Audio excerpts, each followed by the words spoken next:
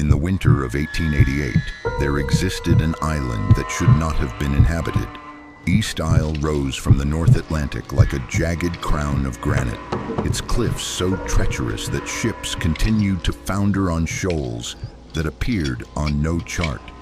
The survivors spoke of pale figures emerging from the mist like guardian angels, a family called the Vanes, who had lived on the island for generations, tending their lighthouse and offering salvation to the lost. These castaways praised their savior's hospitality, the warmth of their hearth, the richness of their table. But there was something the rescued never mentioned: the way their hosts watched them eat, the absence of children, the locked rooms that reeked of salt and something worse. What no one realized was that salvation itself had become the trap. Before we go on, tell me in the comments where you are watching from. If this is your first time here, subscribe so you don't miss the truths history tried to bury. This was not just survival on a forgotten island. This was a tradition that had fed on human lives for over a century. To understand what happened to the passengers and crew of the Morningside, we must first understand the stage where their tragedy unfolded. East Isle sits alone in the North Atlantic, 70 miles from the nearest shipping lane, a granite fortress that rises 300 feet straight from churning black waters.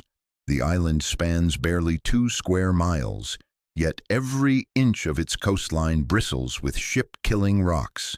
The cliffs are not merely steep, they are engineered by nature for destruction.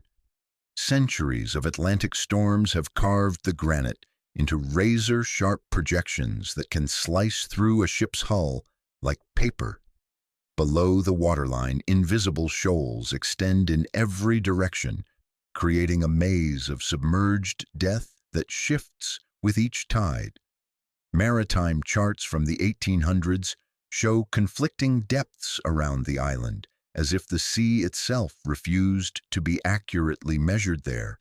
But the most unsettling feature of East Isle was not geological, it was architectural. Perched on the island's highest point, overlooking the only navigable approach, stood a lighthouse. The tower appeared ancient, built from the same dark granite as the cliffs themselves, yet its lamp burned faithfully each night. No government authority had built this beacon. No maritime commission maintained its flame. The lighthouse belonged to the island's only inhabitants, the family that had somehow carved out existence on this desolate rock. From the sea, approaching sailors could glimpse their dwelling, a rambling stone house that seemed to grow from the cliff face itself. Local fishermen called it Leeward House, though none had ever set foot inside. They spoke of smoke rising from its chimneys even in the warmest months, as if the occupants required constant fire to ward off some perpetual chill. The island's weather was as hostile as its geography. Fog rolled in, without warning, thick as wool, and lasting for days. Storms materialized from clear skies, driving ships toward those waiting rocks with supernatural precision. Even in calm weather, the air around East Isle carried an oppressive weight, as if the atmosphere itself had grown dense with secrets. What seemed like a simple outcropping of granite in the vast Atlantic was actually something far more sinister. East Isle was not just isolated from civilization, it was isolated from the very concept of mercy. The sea had shaped it into a perfect trap, and the family who called it home had learned to make the most of every ship it delivered. On the morning of December 15th, 1888, the steamship Morningside struck the shoals of East Isle with the sound of thunder. Within minutes, the vessel was taking on water faster than her pumps could manage. Captain Brendan Shaw ordered the lifeboats lowered, but the churning seas claimed most before they could clear the wreck. Of the 47 souls aboard, only 6 managed to reach the narrow cove alive. Dr. Alistair Finch dragged himself onto the black sand beach, salt water burning his lungs and his medical bag still clutched in his frozen fingers. Beside him lay Mrs. Agnes Poole, a seamstress from Liverpool, whose quiet determination had kept her afloat when stronger passengers had given up. The others, crew members and passengers alike, collapsed on the shore in various states of shock and hypothermia. As the survivors struggled to comprehend their situation, figures emerged from the morning mist like something from a fever dream. The rescue party moved with an eerie synchronization, their pale faces seeming to float above dark wool coats that belonged to another era. At their head walked a tall man with silver hair and a pronounced limp, his voice carrying the refined accent of old English aristocracy. This was Silas Vane, and he spoke as if their arrival had been expected, even welcomed. Behind him came others, family members whose faces shared an unmistakable resemblance. There was Morwen Vane, a stern woman whose unblinking stare never seemed to leave the survivors' faces. Caleb Vane, broad-shouldered and silent, watched from the periphery with eyes that seemed to calculate weights and measurements. Most intriguing was Elara Vane, a young woman whose striking heterochromia, one brown eye and one pale blue, gave her the appearance of someone caught between two worlds. The family's rescue effort was impressively organized. They produced woolen blankets, dry clothes, and a sturdy cart to transport those too weak to walk. Their speech carried formal courtesy that felt rehearsed, as if they had performed this same ritual many times before. They spoke of providence and the bounty of the sea, of how the Tide Mother had delivered these souls to safety. Dr. Finch, despite his gratitude, could not shake his unease. The family's clothing was well maintained but decades out of fashion. Their skin held the pallor of people who rarely saw sunlight, yet they moved across the treacherous terrain with the confidence of those born to it. Most disturbing was their unanimous joy at the survivors' arrival, as if a shipwreck was cause for celebration rather than tragedy. As they climbed the winding path toward Leeward House, Mrs. Poole whispered observations that would later prove crucial.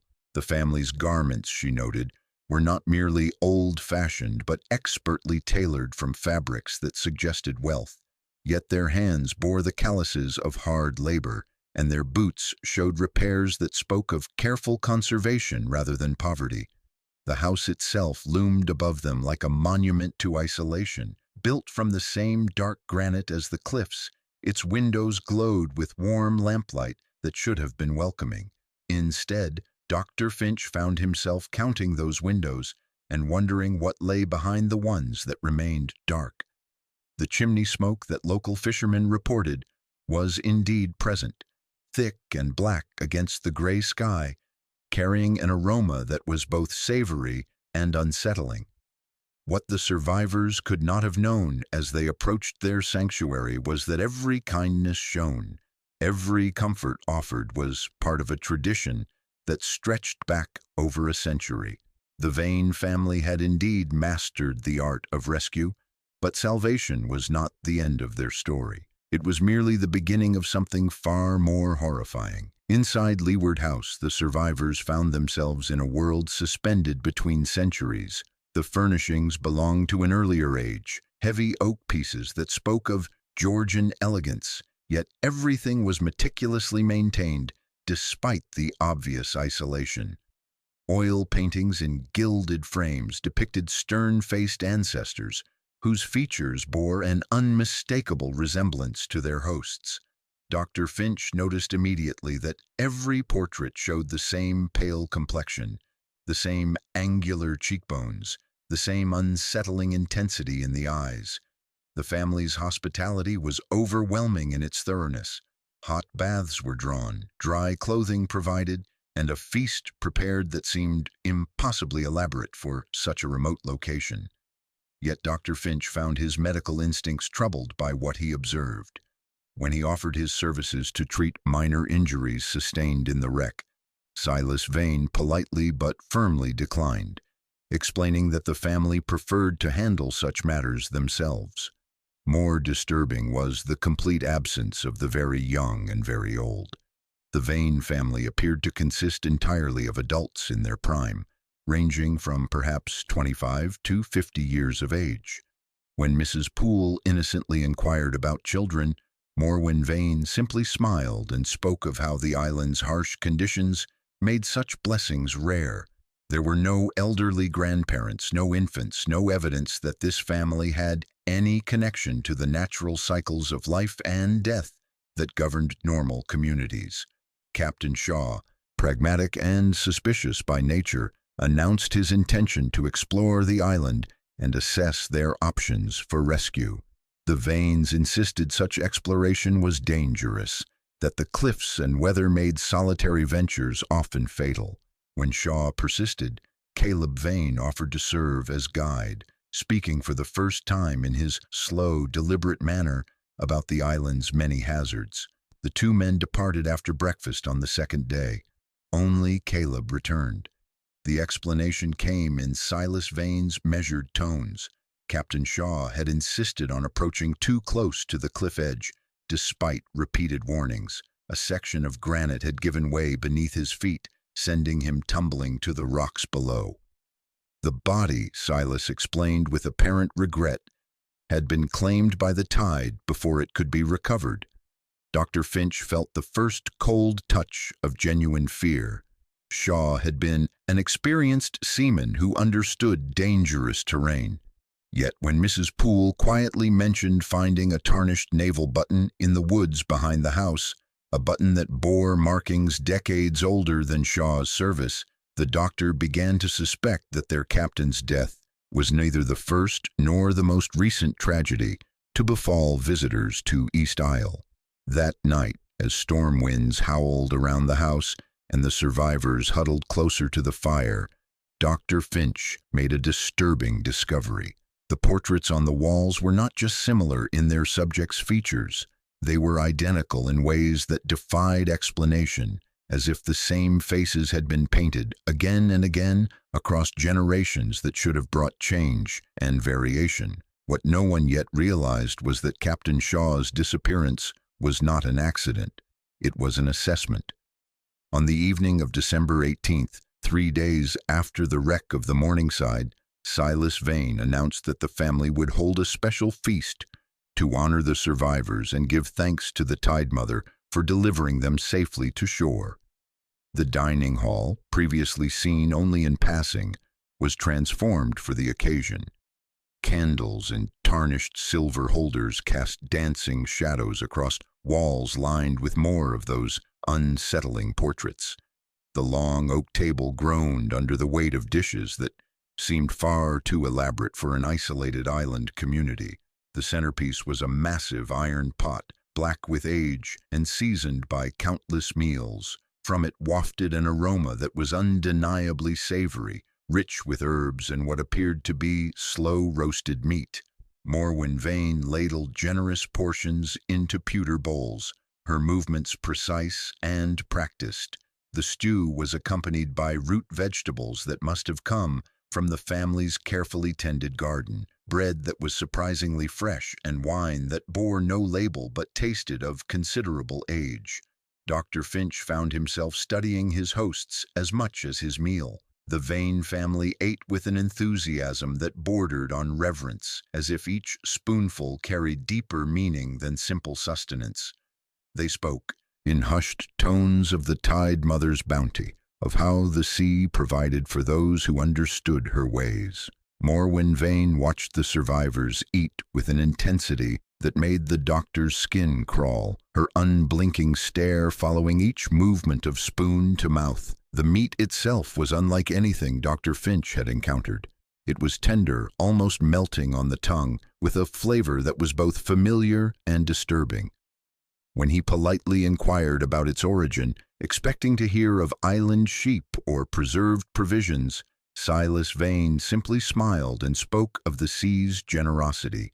The other survivors seemed less troubled by such evasions, their gratitude for warmth and food overriding any concerns about its source.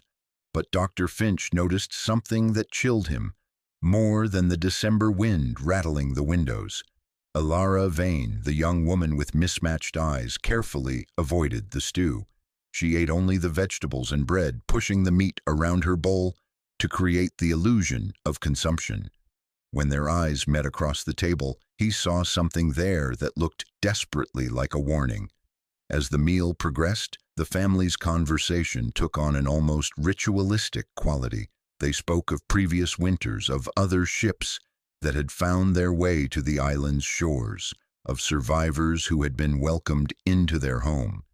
The way they described these past guests suggested a pattern, a long history of rescue and hospitality that stretched back generations.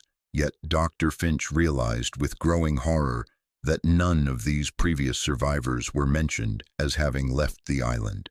The feast concluded with Silas raising his wine cup in a toast to their guests, speaking of how the Vane family had always understood that survival required difficult choices.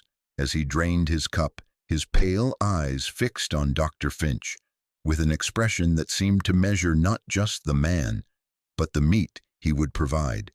That night, Dr. Finch lay awake listening to the sounds of the house settling around him, and found himself haunted not by nightmares, but by a single nauseating question. If no supply ships visited this isolated island, if no livestock grazed its barren cliffs, where exactly had that tender, perfectly seasoned meat originated? The following morning brought no relief from Dr. Finch's growing suspicions.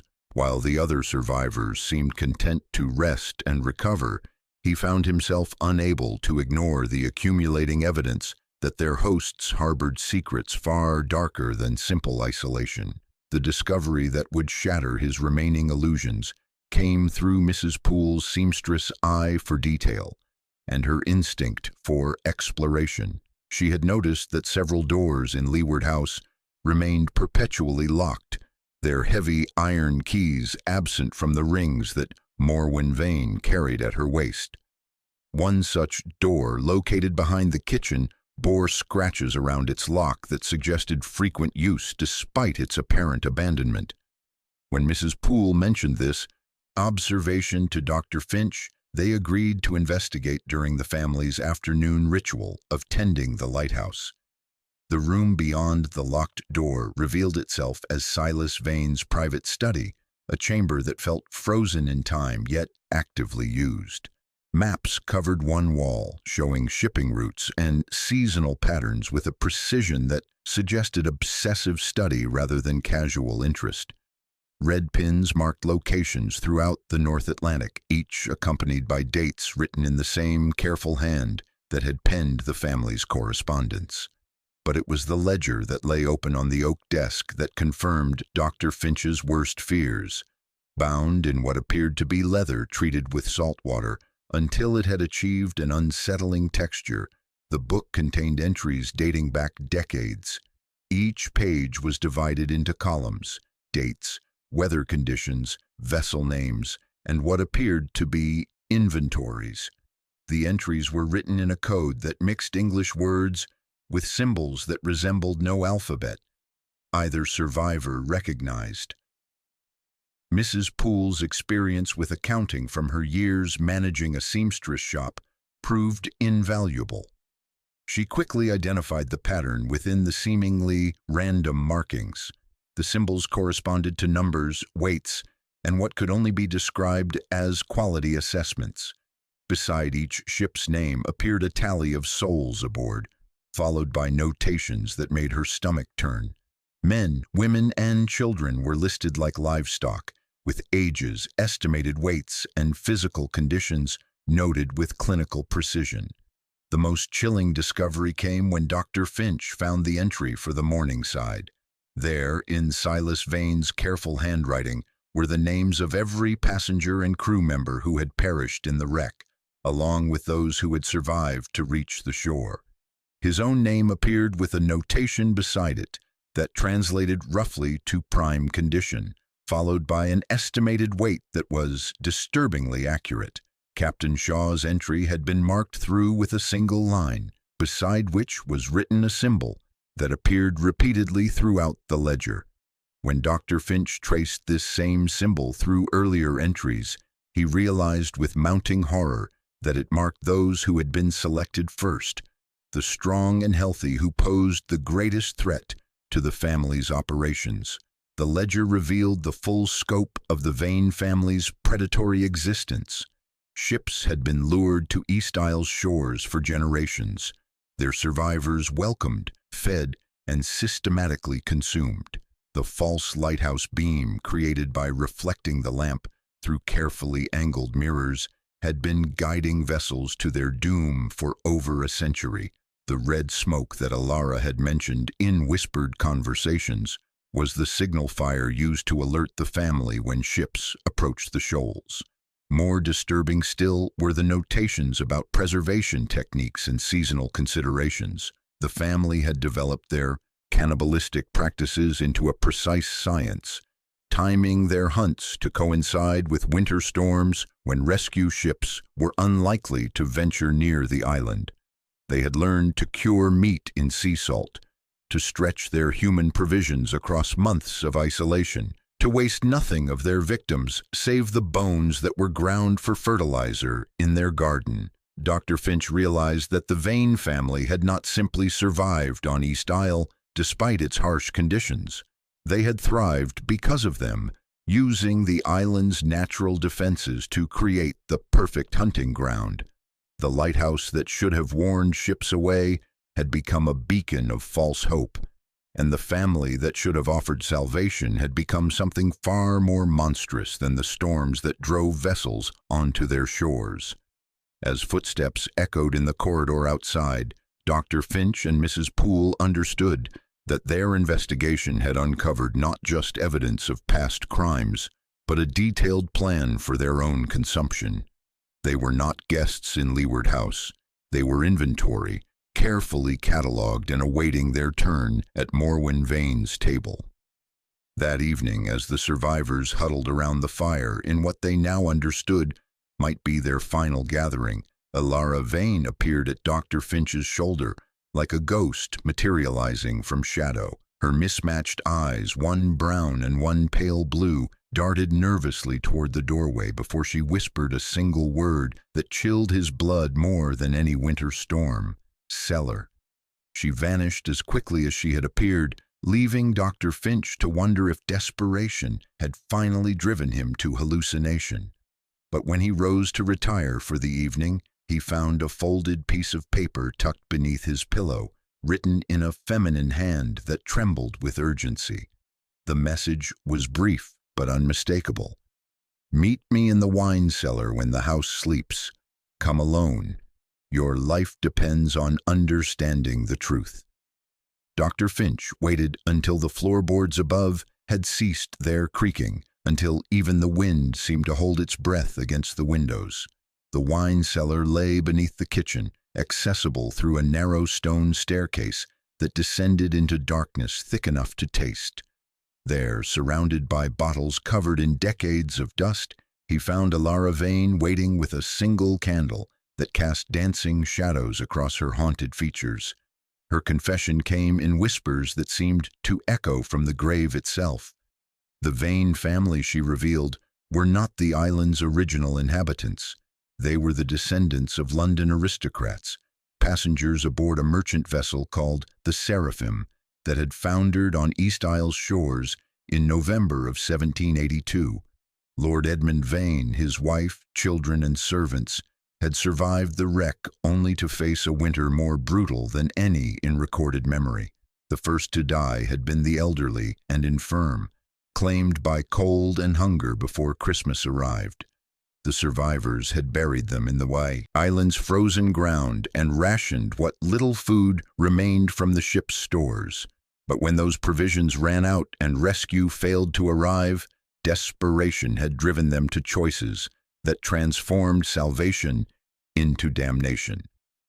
Alara's voice broke as she described how her ancestors had first opened those graves, how they had convinced themselves that using the dead to feed the living was not just acceptable, but necessary. When even that grisly sustenance was exhausted, the family had turned to a more active form of survival. The weak were sacrificed to preserve the strong, children to save their parents, servants to maintain their masters. By spring, only a handful of Vanes remained alive, and they had discovered that their ordeal had changed them in ways that went deeper than simple survival. The isolation, the inbreeding that followed, and the terrible diet that had sustained them had created something that was no longer entirely human. They had learned to see other people not as fellow souls, but as resources to be harvested when opportunity arose. The lighthouse had been built from stones salvaged from their original ship, its false beacon designed to replicate the very conditions that had delivered them to the island. Generation after generation, the family had lured vessels to destruction, perfecting their methods of rescue, selection, and consumption. What had begun as desperate cannibalism had evolved into something far more calculated and monstrous. Alara revealed that she was the last of her line to retain any vestige of conscience, her mixed heritage having somehow preserved a spark of humanity that the others had long since extinguished. She begged Dr. Finch to find a way to escape, to carry word of the family's crimes to the outside world, to ensure that their cycle of predation would finally end. But as her confession concluded, both heard the unmistakable sound of footsteps on the cellar stairs and realized that their whispered conversation had not gone unnoticed. The footsteps belonged not to Silas or Morwen, but to Caleb Vane, whose massive frame filled the narrow stairway like a living barricade. His slow, deliberate speech carried a tone of disappointment rather than anger, as he observed that guests should not wander the house unescorted after dark. Alara's face went pale as winter fog, but she managed to explain their presence as her attempt to find wine for Dr. Finch's troubled sleep. Caleb accepted this explanation with the same vacant politeness that characterized all his interactions, but Dr. Finch noticed how the man's eyes lingered on Alara with an expression that suggested suspicion. As they climbed back toward the main house, Caleb mentioned casually that the family would be conducting inventory in the morning and that all guests should remain in their quarters until the task was complete. The next morning brought a development that transformed Dr. Finch's growing fears into absolute certainty. Mrs. Poole, ever observant, noticed that Morwen Vane had locked away the kitchen knives and that the family members moved through the house with an air of anticipation that felt disturbingly ritualistic. When she attempted to assist with breakfast preparations, she was politely but firmly excluded from the kitchen entirely. It was during this forced isolation that Dr. Finch made the discovery that would haunt him for the rest of his days. A loose floorboard in his chamber, weakened by decades of Atlantic moisture, revealed a gap large enough for him to peer into the space below. What he saw there defied every assumption he had made about the nature of their imprisonment. The room beneath was a larder unlike any found in civilized homes.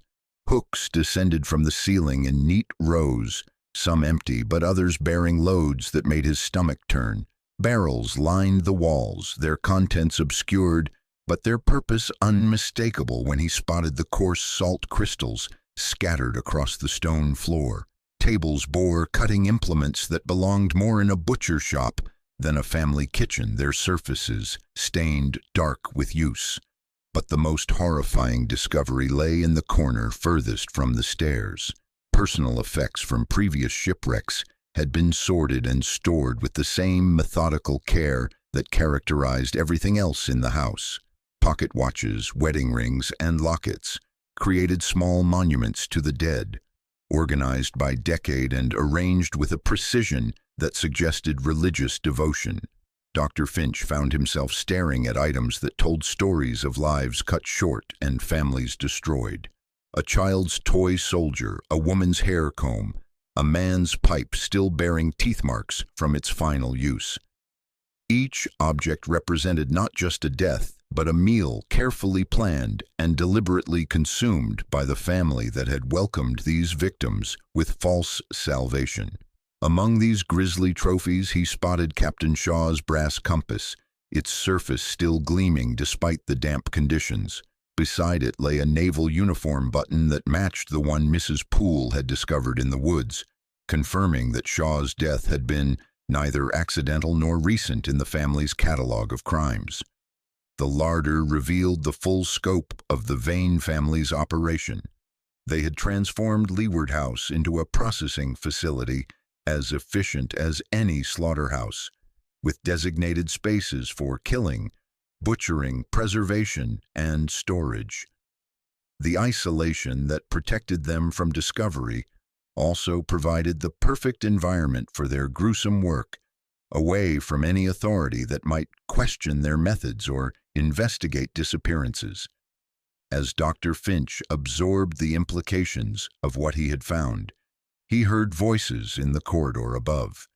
The family's morning inventory was beginning, and he realized with crystalline horror that they were not counting supplies or checking preserves. They were selecting which of the remaining survivors would join Captain Shaw in the larder below, and which would be kept alive a while longer to maintain the illusion of hospitality.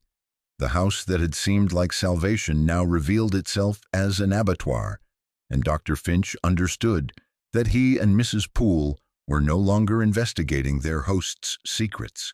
They had become the next entries in Silas Vane's leather-bound ledger of human livestock. With the horrifying discovery of the larder burning in his mind, Dr. Finch knew that survival depended on understanding the full scope of the Vane family's operation. That afternoon, while the family conducted their ominous inventory in other parts of the house, he and Mrs. Poole returned to Silas's study with desperate urgency. The ledger that had initially seemed like mere record-keeping now revealed itself as something far more sinister, a detailed manual for systematic murder that spanned generations. Mrs. Poole's accounting experience proved invaluable as they deciphered the coded entries with growing horror.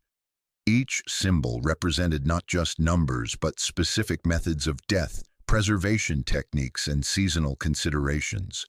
The family had developed their cannibalistic practices into a precise science, documenting everything from optimal weather conditions for luring ships to the most efficient ways of processing human meat for long-term storage. The earliest entries dated to 1784, just 2 years after the original Seraphim wreck.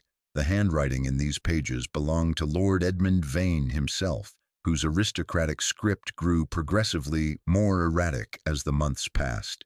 His initial entries described the family's first tentative steps into cannibalism, couched in language that suggested moral struggle. But by winter's end, his writing had taken on the clinical detachment of a businessman recording inventory. As the decades progressed, subsequent generations had refined their ancestors' methods with disturbing innovation. They had learned to time their false lighthouse signals to coincide with the worst Atlantic storms, when rescue vessels would be unable to reach the island for weeks.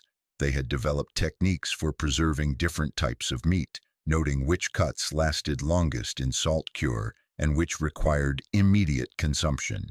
Most chilling were the detailed profiles of their victims. The ledger contained not just names and weights, but personality assessments that read like a butcher evaluating livestock. Strong-willed individuals like Captain Shaw were marked for early elimination, while compliant survivors were kept alive longer to maintain the illusion of rescue. Children were prized for their tender meat, while elderly passengers were often discarded as too tough for consumption. Dr. Finch found himself staring at entries that documented entire families consumed over the course of single winters. The merchant vessel Caroline had delivered 14 souls to the island in 1856, their names carefully recorded alongside notations about their final contributions to the Vane family's survival. A passenger ship called the Northern Star had provided 23 victims in 1871. Their deaths stretched across 4 months of careful rationing. The mathematical precision was nauseating. Silas had calculated optimal caloric intake, seasonal weight variations, and preservation losses with the thoroughness of a scientist conducting research. He had noted which victims provided the most meat per pound, which ages produced the finest flavor, and which methods of death resulted in the least waste of usable flesh. But perhaps most disturbing was the evidence of the family's gradual transformation. Early entries contained traces of guilt and justification, attempts to frame their cannibalism as necessary survival. Later generations showed no such moral struggle. They wrote of their victims with the same detachment that farmers might record the slaughter of pigs, viewing human beings as nothing more than a renewable resource delivered by storms and their own predatory skill. The current section of the ledger revealed that the Morningside represented merely the latest harvest in an unbroken chain of maritime murders stretching back over a century. The 6 survivors had been catalogued like cuts of meat, with notations indicating which would be consumed first and which would be preserved for the lean months ahead. Dr. Finch realized that he was holding more than evidence of past crimes. He was reading his own death sentence, written in the same careful hand that had documented the consumption of hundreds of innocent souls. The Vane family had turned murder into a family business, and their ledger was both record and recipe for the systematic destruction of anyone unfortunate enough to seek their help. If you've made it this far into this nightmare, hit that subscribe button, because what happens next will test everything you thought you knew about the depths of human evil. As voices echoed from the corridor outside, Dr. Finch understood that their time had run out. The inventory was complete, and the family had made their selections. The confrontation came not with violence, but with the terrible politeness that had characterized every interaction since their arrival. Silas Vane entered his study with the measured gait of a man who had expected to find intruders examining his most private records. Behind him came Morwen, her unblinking stare fixed on the open ledger, and Caleb, whose massive hands hung loose at his sides with the casual readiness of someone accustomed to subduing prey. Dr. Finch felt his hand move instinctively toward the concealed revolver he had carried since departing London, a precaution that now seemed laughably inadequate against the horror he faced. Mrs. Poole stepped closer to him, her seamstress fingers clutching a brass letter opener she had taken from the desk, as if such small defenses could protect them against a family that had perfected murder. Across generations, Silas surveyed the disturbed papers with the disappointment of a teacher discovering students cheating on an examination. His voice, when he finally spoke, carried the same refined accent that had welcomed them to salvation just days before. He expressed regret that their curiosity had led them to such unpleasant discoveries, explaining that most guests were content to accept the family's hospitality without investigating its source. The patriarch's monologue revealed the full scope of their philosophical transformation. He spoke of the island as a laboratory where the Vane family had learned truths about survival that civilized society refused to acknowledge. They had discovered that morality was nothing more than a luxury afforded by abundance, that the natural order demanded the strong consume the weak, and that their maritime victims represented not murder but a more honest form of existence. Morwen Vane contributed her own observations about the necessity of their lifestyle. She described how the island's isolation had freed them from the hypocritical constraints of mainland society, how their cannibalistic practices had strengthened their bloodline rather than corrupting it. The family had become something beyond conventional humanity, she explained, evolved predators who had learned to thrive in conditions that would destroy ordinary people. As the family spoke, Dr. Finch realized that they felt no shame about their crimes. They viewed their century of cannibalism as an achievement worthy of pride, a successful adaptation to circumstances that had destroyed weaker souls. The ledger was not just a record of murder, but a testament to their superiority, proof that the Vane bloodline had transcended the moral limitations that constrained lesser beings. The discussion of their fate proceeded with the casual efficiency of a business transaction. Silas consulted his ledger and announced that the family had decided to preserve Mrs. Poole for the lean months ahead, her smaller frame making her suitable for curing in salt. Dr. Finch, being younger and stronger, would provide fresh meat for the immediate future, though his death would be delayed long enough to ensure optimal tenderness. It was during this clinical discussion of their consumption that Dr. Finch made his move. The revolver cleared its concealment with surprising smoothness, its weight familiar in his hand from years of practice at London shooting galleries. The sound of the hammer cocking seemed impossibly loud in the confined study, and for the first time since their arrival, he saw genuine surprise cross Silas Vane's aristocratic features. But the patriarch's shock lasted only moments before transforming into something far more unsettling. He began to laugh, a sound that carried genuine amusement rather than madness. Silas explained that they had anticipated this possibility, that desperate prey often turned violent when cornered. The family had survived such confrontations before, he noted, and the addition of gunshot wounds to preserved meat actually enhanced its flavor through the introduction of adrenaline. As if summoned by some silent signal, the rest of the Vane family appeared in the doorway. Their faces bore expressions of eager anticipation rather than fear, as if Dr. Finch's weapon represented entertainment rather than danger. They had closed off every avenue of escape, and their eyes held the patient hunger of predators who knew their prey had nowhere to run. What happened next defied every calculation the Vane family had made in their century of predatory existence. The revolver's report shattered the study's oppressive silence, but Dr. Finch had not aimed at any member of the family. Instead, his bullet struck the oil lamp that illuminated Silas's desk, sending burning fuel cascading across the ledger and maps that documented generations of maritime murder. The family's reaction revealed just how deeply they had become creatures of ritual and routine. Rather than rushing to extinguish the flames that threatened their precious records, they stood transfixed by the destruction of documents that had guided their cannibalistic practices for decades.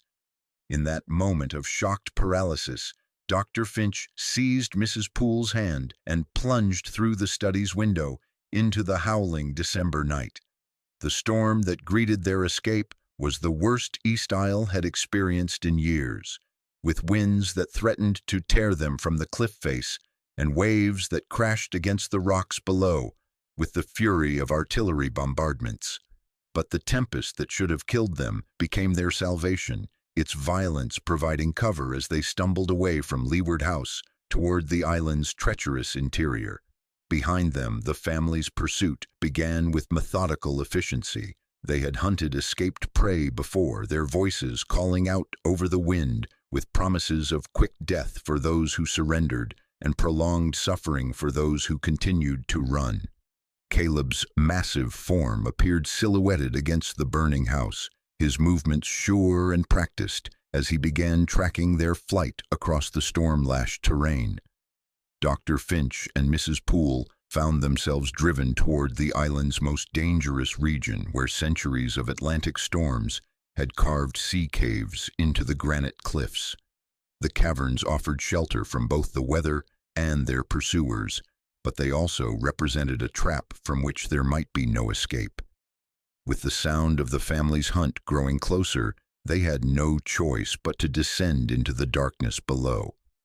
The cave they entered extended deeper into the island than either survivor had expected, its passages worn smooth by countless tides and carved with symbols that predated any human habitation. But it was not the ancient markings that stopped them in their tracks, but the more recent evidence of human presence scattered across the cavern floor. Bones filled the space, before them, arranged with the same methodical precision that characterized everything else about the Vane family's operations. But these were not the remains of shipwreck victims consumed during the family's century of cannibalism. The clothing fragments that clung to the skeletons belonged to an earlier era, and the careful positioning of the remains suggested something far more disturbing than simple disposal of evidence.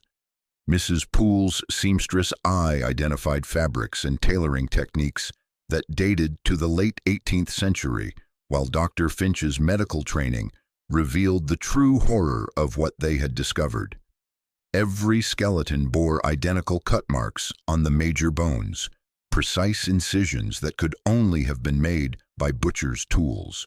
But the most chilling detail was the evidence that these people had been consumed by their own family members. The arrangement of the remains told a story of systematic cannibalism that began with the original Vane family's arrival on East Isle. Lord Edmund Vane and his relatives had not simply resorted to eating their dead during that first terrible winter. They had actively murdered their own servants, their elderly relatives, and eventually their own children to ensure the survival of a select few who would become the foundation of the island's cannibalistic dynasty. Dr. Finch realized they were looking at the literal foundation of the Vane family's monstrous tradition. The bones scattered before them represented the original sin that had transformed a group of shipwrecked aristocrats into something that could no longer be considered human. Every subsequent generation had been built upon this initial betrayal of basic humanity, each adding their own victims to a legacy of consumption that stretched back over a century. The discovery explained the family's complete moral transformation and their view of other human beings as nothing more than resources to be harvested. They had not gradually descended into cannibalism through desperation and isolation. Their ancestors had chosen murder as their path to survival, and every generation since had embraced that choice with growing enthusiasm and sophistication. But as lightning illuminated the cavern and revealed the full scope of the boneyard before them, Dr. Finch and Mrs. Poole heard voices echoing from the cave entrance. The Vane family had found their hiding place, and their hunt was entering its final phase. The confrontation in the bone-filled cavern should have ended with 2 more skeletons added to the Vane family's grisly collection. Silas appeared at the cave mouth with the confident stride of a predator, cornering wounded prey, while Caleb's massive frame blocked any hope of retreat through the passages behind him. But the storm that raged above had been building to something far more powerful than even East Isle's veteran cannibals had anticipated. The first sign of their salvation came as a tremor that shook dust from the cavern ceiling. The winter tempest had reached hurricane strength, driving Atlantic swells against the island's granite foundation with enough force to shake the very bones of the earth. What the Vane family had not realized was that their ancestral boneyard lay directly beneath a section of cliff that had been weakened by decades of erosion. As Silas raised the butcher's cleaver that had served his family for generations, the ceiling above began to crack with sounds like gunshots, echoing through stone. The cavern that had protected the founder's remains for over a century was finally succumbing to the same forces that had carved it from solid rock. Dr. Finch grabbed Mrs. Poole and pulled her toward the deepest recess of the cave as tons of granite began to collapse behind them. The cave-in that followed separated the survivors from their pursuers, but it also trapped them in a pocket of air that grew smaller with each passing hour. Water began seeping through cracks in the stone, bringing with it the salt taste of the Atlantic and the promise of a death by drowning rather than consumption. Yet, even as their situation grew desperate, Dr. Finch found himself grateful that they would die as human beings rather than livestock in the Vane family's larder. For 3 days they waited in the darkness while storms continued to batter the island above. They rationed the small amount of water that accumulated in stone depressions, shared body heat against the bone-deep cold, and spoke in whispers about the lives they had lived before the Morningside carried them to this cursed place. Mrs. Poole described her seamstress shop in Liverpool, while Dr. Finch spoke of patients he would never see again and medical discoveries he would never make. On the fourth morning, they were awakened by voices calling their names. But these were not the refined accents of the Vane family. A rescue ship from Port Ely had spotted smoke from Leeward House and come to investigate, arriving just as the storm began to subside. The crew had found evidence of violence in the burned ruins, but no trace of inhabitants, leading them to search the island's caves and crevices for any survivors of what appeared to be a maritime disaster. The rescue that followed required hours of careful excavation, as the ship's crew worked to clear enough rubble to extract the two survivors without causing further collapse. Dr. Finch and Mrs. Poole emerged into daylight that seemed impossibly bright after their underground ordeal, their eyes streaming tears that had nothing to do with the Atlantic wind and everything to do with their miraculous deliverance from a fate worse than death. But their salvation came with a terrible cost. The rescue crew found no trace of the Vane family, living or dead. The cave-in had sealed off the passages where Silas and his relatives had been trapped, creating a tomb that might preserve their remains for centuries, or allow them to find other exits that led deeper into the island's granite heart. The uncertainty of their fate would haunt both survivors for the rest of their lives. As the rescue vessel carried them away from East Isle, Dr. Finch and Mrs. Poole watched the island shrink to a dark speck on the horizon. The lighthouse that had lured so many ships to destruction stood dark and silent, its false beacon finally extinguished. Yet both survivors found themselves wondering if their escape had truly ended the Vane family's reign of terror, or merely forced it to find new methods of survival in the depths beneath the island's surface. The sea had kept its promise to deliver them from evil, but it had also kept the secret of what might still lurk in the darkness below East Isle's granite cliffs. The official inquiry into the loss of the steamship Morningside convened in Port Islay 3 weeks after Dr. Finch and Mrs. Poole's rescue, its proceedings conducted with the bureaucratic efficiency that characterized Victorian maritime investigations. The presiding officers, naval men with decades of experience investigating shipwrecks and maritime disasters, approached the survivors' testimony with the skeptical professionalism of those who had heard every conceivable explanation for tragedy at sea. Dr. Finch's account of the Vane family's cannibalistic practices was received with polite but obvious disbelief. The inquiry's chairman, Admiral Sir Reginald Hartwell, noted that survivors of maritime disasters often experienced hallucinations and delusions brought on by exposure, hypothermia, and traumatic stress. The doctor's claims of a century-old conspiracy of shipwreckers who consumed their victims seemed particularly fantastic to men who dealt in facts rather than Gothic fantasies. Mrs. Poole's corroborating testimony fared no better with the official panel. Her detailed descriptions of the family's ledger, their preservation techniques, and the evidence of systematic murder were dismissed as the product of a seamstress's overactive imagination combined with the psychological trauma of witnessing Captain Shaw's accidental death. The inquiry noted that isolated communities often developed eccentric customs that might seem disturbing to outsiders, but this hardly constituted evidence of the elaborate criminal conspiracy the survivors described. The physical evidence that might have supported their claims had been conveniently destroyed by the very events that enabled their escape. The fire that consumed Silas Vane's study had eliminated the ledger and maps that documented the family's crimes, while the cave-in had sealed away both the founder's bones and any trace of the Vane family themselves. Without tangible proof of their allegations, Dr. Finch and Mrs. Poole found themselves in the impossible position of describing horrors that officially had never occurred.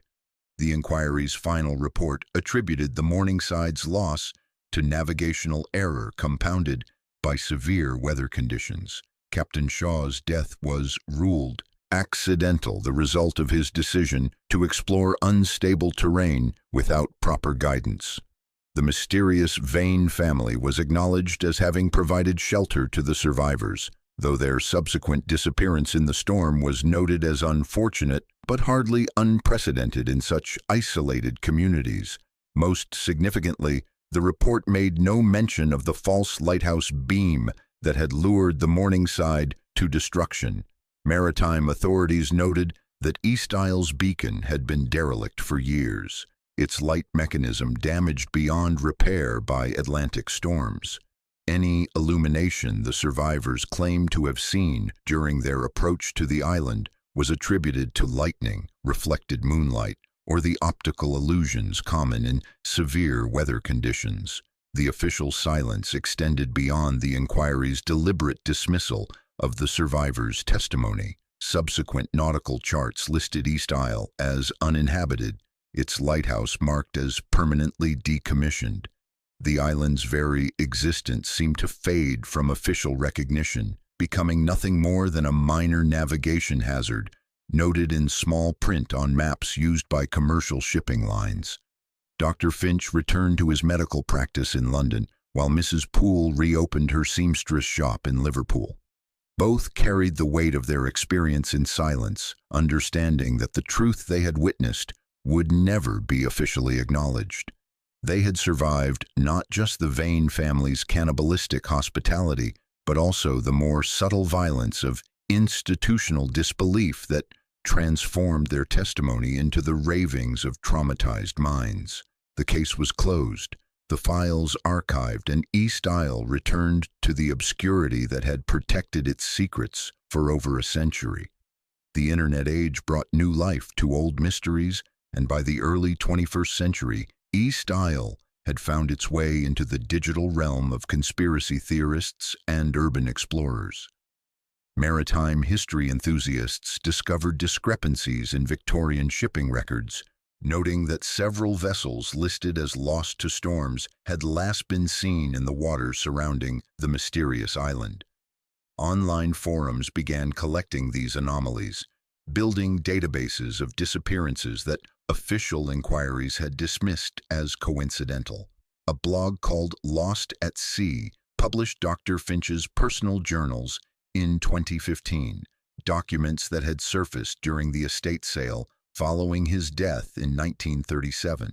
The digitized pages revealed details about the Vane family that had never appeared in official testimony, including sketches of the lighthouse mechanism and transcribed passages from Silas Vane's ledger that the doctor had memorized during his terrifying discovery. Urban exploration groups began planning expeditions to East Isle, drawn by satellite images that showed the ruins of Leeward House still visible among the island's granite cliffs. But every attempt to reach the island had been thwarted by weather conditions that seemed to materialize without warning, as if the Atlantic itself conspired to keep visitors away. Coast Guard rescues became so frequent that maritime authorities eventually declared the waters around East Isle a navigational hazard zone. The most compelling evidence came from an unexpected source in 2023. A commercial drone operator conducting geological surveys for an offshore wind farm captured footage that sent ripples through online communities dedicated to unsolved mysteries. The aerial video, taken during rare, clear weather, showed smoke rising from what appeared to be a functioning chimney in the ruins of the old house. Enhanced digital analysis of the drone footage revealed even more disturbing details. Frame-by-frame examination showed a pale figure moving past one of the house's broken windows, its movement too fluid and purposeful to be dismissed as shadows or weather effects. The figure appeared for less than 3 seconds, but internet investigators magnified and stabilized the image until they could discern what looked distinctly like a human form watching the drone's approach. Maritime tracking websites began reporting strange incidents in the waters near East Isle. Fishing vessels experienced equipment failures when passing too close to the island, their GPS systems malfunctioning and their radios filling with static that some claimed carried whispered voices speaking in archaic English dialects. Several boats reported seeing lights from the supposedly derelict lighthouse, though no official explanation could account for their source.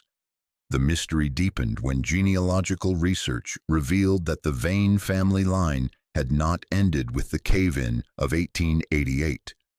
Records showed that several distant relatives had survived in Scotland and Ireland, maintaining family documents that included references to East Isle as their ancestral home. Some of these descendants reported receiving letters postmarked from remote Scottish islands, written in old-fashioned handwriting and signed with names that matched those found in Silas Vane's ledger. Social media transformed East Isle from a forgotten maritime footnote into a viral sensation, with hashtags like Our East Isle Cannibals and Vane family trending among horror enthusiasts and mystery hunters. But for all the digital attention and modern technology focused on the island, no conclusive proof emerged of current inhabitation or ongoing criminal activity. The internet had given new voice to old whispers, but East Isle remained as elusive and dangerous as it had been in the days of sailing ships and false lighthouses. Some mysteries, it seemed, were too dark for even modern technology to fully illuminate. And in the end, only one fact remains beyond dispute. In November of 1782, Lord Edmund Vane and his family departed London aboard the merchant vessel Seraphim, bound for the Americas with dreams of fortune in a new world. They were never seen again in civilized society. The probate records are clear. The Vane estate was declared forfeit, their London properties sold, their names struck from social registers. Whatever happened after the Seraphim vanished into an Atlantic storm transformed them so completely that they ceased to exist as the people they had once been.